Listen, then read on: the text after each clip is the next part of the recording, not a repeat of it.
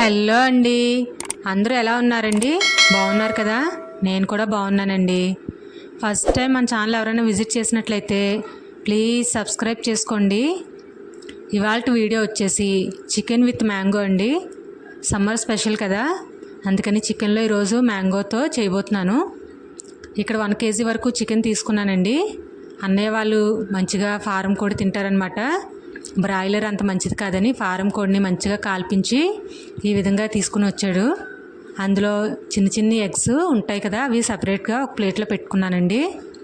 అందులోనికి 2 mangoes, అలాగే 4 medium size onions, ఒక 7 వరకు చిల్లీస్ని చిన్న ముక్కలుగా కట్ చేసుకోవాలి.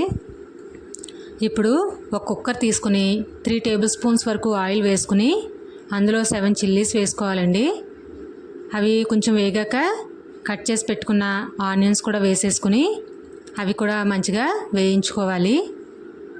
ఇవి వేగాయి కాబట్టి 1.5 స్పూన్ వరకు అల్లం వెల్లుల్లి పేస్ట్ కూడా వేసుకుని మంచిగా వేగనివ్వాలండి. ఇదంతా వేగిన తర్వాత ఇప్పుడు చికెన్ కూడా యాడ్ చేసేసుకుని అదంతా ఆయిల్లో ఒక 5 మినిట్స్ మగ్గించుకోవాలి. ఇదంతా బాగా కలుపుకొని మగ్గిన తర్వాత మనం ఇందులోనికి తగినట్టుగా కారం వేసుకోవాలండి. నేనైతే ఒక 3 టేబుల్ స్పూన్స్ వరకు వేసుకుంటున్నాను. మీరు కారం అనేది మీ టేస్ట్కి తగ్గట్టు చూసుకుని వేసుకోండి.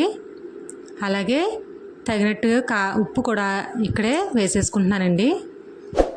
ఇది చికెనే కాబట్టి ఈజీగానే మనకి కుక్ అవుతుంది కాబట్టి ఉప్పు కూడా ముందుగానే యాడ్ చేస్తున్నాను. మటన్లో అయితే లాస్ట్లో యాడ్ చేస్తాం కదా, చికెన్లో అయితే ఇప్పుడు వేసేసుకోవచ్చు. అదంతా బాగా కలిసేలాగా ఒకసారి కలుపుకుని ఇప్పుడు ముక్క మునిగేంత వరకు వాటర్ యాడ్ చేసుకోవాలి. ఇప్పుడు అందులోనికి పక్కన పెట్టుకున్న ఆ ఎగ్స్ని అవి వేసేసుకుని కుక్కరు విజిల్ అయితే పెట్టేసుకోవాలి. 5 to 6 విజిల్స్ పట్టాయండి ఇది కుక్ అవ్వడానికి. నాకు ఇలా 6 విజిల్స్ అయిపోయాక కుక్కరు మూత తీసి చూసి ఈ ఎగ్స్ని పక్కన పెట్టేసుకుని ఒకసారి అంతా బాగా కలుపుకున్నాక 1 టేబుల్ స్పూన్ వరకు గరం మసాలా అయితే ఇక్కడ నేను యాడ్ చేస్తున్నానండి. చికెన్ మసాలా అన్న వేసుకోవచ్చు, ఇంట్లో ఇప్పుడు చేసుకున్న గరం మసాలా అయినా మీరు వేసుకోవచ్చు. ఇలా 1 table spoon chicken masala add చేసుకున్నాక అదంతా ఒకసారి బాగా కలుపుకొని ఒక 5 మినిట్స్ మగ్గనివ్వాలి. లాస్ట్లో ఈ విధంగా కట్ చేసుకున్న మ్యాంగోస్ కూడా వేసేసుకొని బాగా కలుపుకోవాలి. ఆ టెంకులు కూడా పక్కన పెట్టుకుంటే అందులో ఉన్న పులుపు అనేది మనకి కూరలోనికి దిగుతుందండి.